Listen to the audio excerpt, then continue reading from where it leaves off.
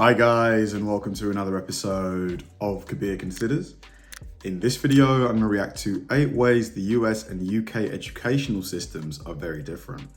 Now, I always knew there were differences, but I didn't realize that there were that many differences. Like, I know that we call, when you get to about 4 years old, here in the UK, you go to something called primary school, which you then stay at until you're around 10. You start in year 1. Then you go year 2, year 3, year 4, year 5, year 6. And then you go to secondary school, which is from age of about 11 to 16. And then you go to something called sixth form, or you can leave and start working, or you go to a college, as in this isn't university college, just college is an alternative to sixth form. And then you, after that, can choose to go to a university or college. I think in the States, you go to elementary school, then junior high or just high school, and then after high school you go on to college. So the names of the schools, the stages are different, but I think you pretty much learn similar stuff, I would imagine, you know, maths, English, science, PE, art, geography, history, stuff like that. But you know, there's going to be, you know, differences as well, like sophomore, freshman. I haven't got a clue what those words mean, and who better than Lawrence from Lost in the Pond to clue me up on it. So this should be really, really interesting, to be fair, because I've got a lot of family who live in the States. Let's do it. In America, they're all about their Latin, so honours are signified by phrases like cum laude, magna cum laude, cumulonimbus, or cactus priculus. Cum laude. Hello, I'm Lawrence, and I'm on a quest to uncover all of the memos that Britain and America lost in the pond, and one of those memos pertains to education. Before we get underway, some disclaimers. Britain is made up of 3 countries, England, Scotland and Wales, while the UK also includes Northern Ireland. Because each country has a separate education system operating under a different government, comparing British and American approaches could take as long as a doctoral program. Therefore, when it comes to Britain, I'm going to focus on the country of my own schooling, England. For more details on the other countries, see my links in the description. Furthermore, some of the finer details of US education can vary by state, school district and school. So for some things in today's video, there will be exceptions that prove the rule. Basically, there's going to be a part 2. Ahead of his election victory in 1997, former British Prime Minister Tony Blair summed up his political priorities. Some say, you know, he was one of the best prime ministers we've ever had. And I think everything was going well up until, you know, the whole weapons of mass destruction thing. Everything was looking really good for Tony. And then his reputation just nosedived. With at least over here. 3 words: education, education, education. The problem was, he didn't specify in what order. Schools in England date back to about the year 598. They were introduced by Augustine of Canterbury, who, like many in the 6th century, resembled a sketch of somebody from the 6th century. On the other hand, the first public school in America was the Boston Latin School. It was modelled after a grammar school in Boston, England, and among its notable alumni was Benjamin Franklin. Oh. History notes that he didn't actually graduate and quit the school at the age of 10, and he didn't even have a Nintendo Switch. Fast forward to 2020, and today's kids haven't got... Could you imagine showing like a kid from the 1800s, taking them to see Jurassic World or whatever at like a really good movie theatre? They would be in, like, it would be like shell shock. They would be like, they think it was probably witchcraft or something, wouldn't they? Not a clue where the word fast forward comes from, but also those kids, like us before them, are cogs in an educational machine that has been worked and refined for hundreds of years. Except on either side of the pond, that machine is a different make and model. In fact, English and American education is very different. As somebody who was schooled the English way but married an American teacher, I'm going to take a look at those differences. All right, let's go. Uniforms. Before we look at the education life cycle, let's talk about one of the most striking visual differences between English and American schools: uniforms. In the United States, most schools don't require one. Brits like me know this because we've seen Saved by the Bell, but that doesn't give us the whole picture. American schools do enforce a dress code. This varies by school, but in general, you might see kids wearing things like khakis and polo shirts. I kind of like the whole we wear uniforms thing here in the UK. It kind of puts everyone on an even footing, because obviously at schools you're going to have some students that come from wealthier families, they can wear flashier clothes, and the kids who can't afford that, it might make them feel a certain type of way. And I think it's just, if you know what you're wearing every day to school, it just saves you so much time rather than having to pick out outfits, make sure everything is clean and stuff like that. You know, I had one blazer, like one suit jacket, multiple pairs of trousers and shirts and ties. And you just pick one from each of those things and you wear it. You know, basically anything worn by 55-year-old professionals called Scott. There's typically no requirement that these clothes have to match from student to student. And while some private schools do require uniforms, this is the exception that proves the rule. In England, everything's flipped, and I'm not just talking about the roads. 90% of English schools require pupils to wear identical uniforms. Think Hogwarts without all the fun stuff. And what's fascinating is there's no government mandate for schools to do this, they just do it. It is a way for them to make money as well, because you can buy the blazer, as in the suit jacket, directly from the school, but usually they charge you a markup. But what a lot of parents do is that they'll just buy a suit jacket from a clothing store and have the school's badge, like the crest, like sewed onto the pocket. You could probably save like 50% if you do it that way. It makes me wish I'd put forth a more vociferous protest against the autocratic infrastructure of my school when I was 5, but we all have regrets.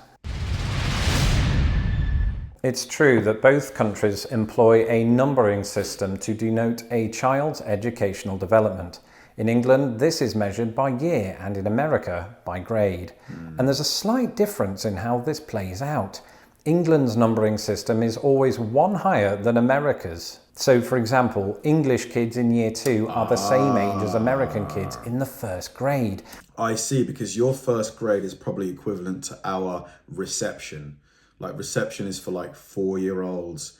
It's kind of like school, but it's very basic. It's more sort of like learning the alphabets and the tactile stuff and getting them ready to start proper school. And this is the same all the way up to year 13/12th grade. This doesn't mean that English schools randomly hold children back a year. It just means that the English year 1 serves the same purpose as America's kindergarten. On the whole, English and American kids attend school between about 5 and 18, but that's not the entire story. Even before all of this, there's a 2-year warm-up session. Preschool. Between 3 and 5, when children still can't do easy stuff like order pizza or filter spreadsheets, parents in both countries have them sent off to something called preschool. And instead of getting punished for their abject lack of ability, they're rewarded with free playtime. Madness. Except in England, we don't normally call it preschool. This period is broken up into what is known as nursery and reception year. Confusingly, reception year is technically the first year of school and year 1 is the second year. Among other things, this explains why I'm so bad at maths. Man, it's just like working in a UK school. Like I used to be a teacher. It's hard work, but a lot of rewarding moments. Like I look back fondly, on those memories. In America, the school where children advance to next is known as elementary, but to English people, that's just a word that Sherlock Holmes uses when he wants to be condescending. This period of education is where children from the ages of about 6 to 11 are first introduced to the broad range of knowledge they'll need to succeed in life. So handling basic arithmetic, developing spelling ability, and explaining grass stains. In England, schools handling this period of primary education are known as primary schools, but in America, primaries are a series of state elections for nominating a party candidate, which occur roughly every week forever. And then there's the average class size. In the US, the average class size for self-contained elementary classes is about 22. Just saying that out loud, I can already hear the laughter from teachers in states where the average is much higher.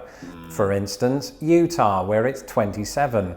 As it happens though, 27 is the national average for English primary schools. And this, I don't think it's accurate anymore. Like, I reckon right now it's probably closer to 30. The education system here in the UK has been, in my opinion, grossly underfunded for the last decade plus. Classroom sizes have swelled, things like free school meals for poorer students. The budgets have been cut towards that. It's crazy. Like, we've got property being developed all over the country, but the infrastructure, like things like schools and stuff, haven't been increased in size either. And the number of teachers leaving the profession every year is massive. Like, I think something like 40% of teachers leave within the first 3 or 4 years, something like that. It's insane. It's crazy. It needs massive influx of funds. This was even the case when I was at school back in 1782. Middle school. In the United States, middle school is an alternate dimension that exists between elementary school and high school education. This dark underworld of sorcery is where teachers become locked in a battle of wits against a hive mind of monsters known as 8th graders. The average class size for departmentalized instruction is about 25, which only adds an extra layer to this already cruel hellscape. In England, it goes like this. The upside down is known generally as secondary school. Mercifully, the average class size is about 22, but while this nightmarish period of education, as with the United States, roughly encompasses the age of 11 to 14, it doesn't end there. In England, it drags on for another 2 years, coinciding age-wise with America's freshman and sophomore years of high school, which, by the way, brings us on to this. High school. Ah yes, high school. In the United States, this is a period of education from the ages of about 14 to 18. After freshman and sophomore year comes grade 11 or junior year. When do you get your GED? And what is a GED? Like, I'm guessing general education diploma or something like that. Like, do you need a GED to get into college? Like, here, you take your GCSEs at around 15. That gets you into sixth form, where you then take your A-levels, which then gets you into university. Like, how do you get into an American college? What is the structure like? And grade 12, senior year. This is typically when the students begin their development into humans, but it's also when most students take their SATs, a series of tests to determine readiness for college. These are not to be confused with the English SATs or SATs, which are assessments taken by 7 and 11-year-olds. In England, it is a similar process, but by a different name. And before keyboard warriors like Uncle Toby start writing in all caps that we have high schools in the UK, I know we do. But to keep things simple, that same period of schooling is typically structured like this. Age-wise, the last 2 years of secondary school are to England what freshman and sophomore years are to America.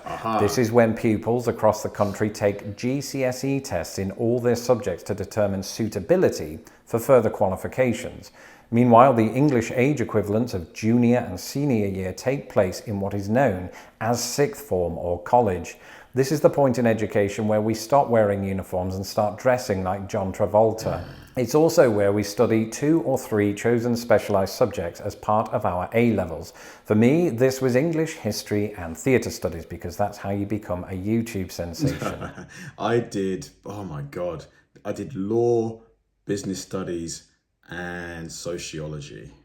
The results of these tests determine your suitability for university. They're often compared to America's advanced placement exams. But while both help to determine a student's path in higher education, they're not entirely the same thing. That being said, higher education does come with its own differences. In the US, college means something entirely different. It's the general catch-all term for an institution of higher education. In England, this is referred to as university or uni because everything devolves into slang at some point. Of course, specific institutions in both... Yeah, Americans, you don't really say uni, do you? Like, I'm going off to uni. You guys say I'm going off to college, right? You don't even really say university that much. I think, yeah, most people that I've heard talk about university refer to it as college. Both countries play hard and fast with this rule. See, for example, Harvard University and Imperial College, London. For American students, a bog-standard bachelor's degree takes 4 years to complete, while in England, unless I somehow skipped a year, which is entirely plausible in hindsight, a bachelor's degree typically lasts 3 years. Upon completion, students in both countries can graduate with honours. The difference, though, is how this is printed on a degree transcript. And how much does it cost in the States? Here, it's typically £9,000 a year just for the tuition. You then have to obviously pay for accommodation if you're living at the uni, and obviously upkeep. So all in, 3-year degree, 9 times 3, 27. Let's say your accommodation is, let's say it's $5,000 a year, so that's 15, so that's 42. And general upkeep and books, let's say all in, you're probably going to spend about 60 grand all in. In England, Bachelor of Arts, or BA, might be followed by the word honours or ons, because see previous comment about slang. In America, they're all about their Latin, so honours are signified by phrases like cum laude, magna cum laude, cumulonimbus, or cactus priculus. Like any good teacher, I've left the best bit until the end of class. It wouldn't be America and England if they weren't separated by a common language. So let's take a rapid-fire look at the differences in educational terminology. As we've already seen, you've got grade versus year, but you've also got semester versus term. While America has its students, England has its pupils. Whether or not they attend elementary school or primary school, high school or college or uni, there's a good chance they'll have to study math or maths. And in England, we don't take tests, we take exams. In England, a rubber erases a mistake. In America, it prevents one. And speaking of words that have different meanings, let's finish today's class and/or module by talking about 2 words that perennially cause confusion.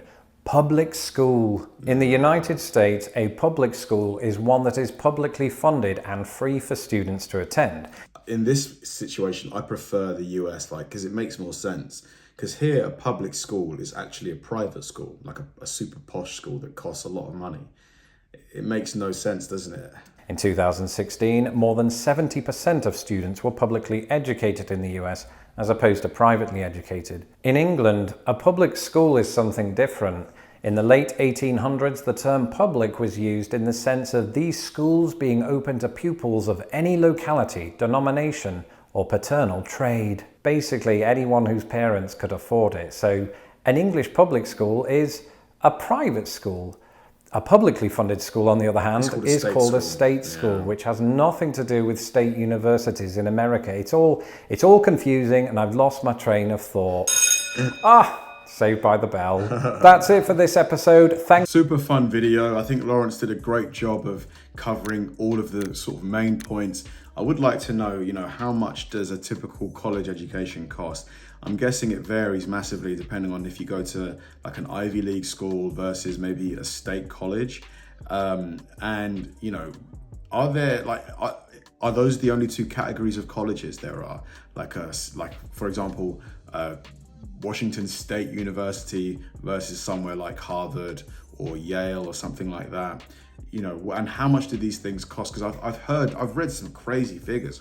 I've read that, a degree from Harvard can cost over $200,000, which is just insane if true. Let me know, please. Thanks for watching, guys, and I'll see you in the next one.